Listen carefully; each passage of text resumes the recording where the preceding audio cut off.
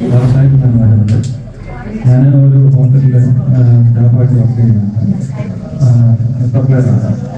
അപ്പോൾ എനിക്ക് ബിരിയാണിയുടെ വെറൈറ്റി ബിരിയാണീസ് കാണാൻ പറ്റുള്ള ഒരു സ്ഥാപനം തുടങ്ങാനുള്ള ആഗ്രഹമുണ്ട്.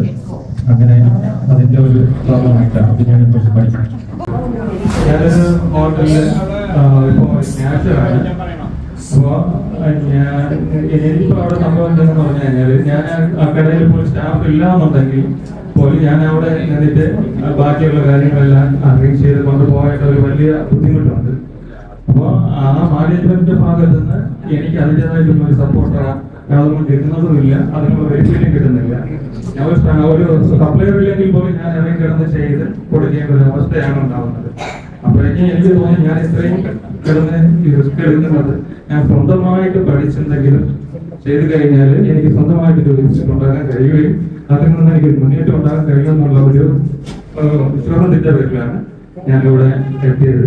സാറിന്റെ ക്ലാസ് വളരെയധികം ഉപകാരപ്പെട്ടു. ഞാൻ ഇനി ആ ക്ലാസ്സിൽ അറ്റൻഡ് ചെയ്യും. സാറിന്റെ ആയിട്ടുള്ള പേഴ്സണലായിട്ട് സംസാരിച്ചിട്ട് അറ്റൻഡ് ചെയ്യും. അതിലൂടെ എനിക്ക് നല്ലൊരു വിജയം സാധിക്കാൻ കഴിയുമെന്നുള്ള പൂർണ്ണമായിട്ട് വിശ്വാസം എനിക്കുണ്ട്.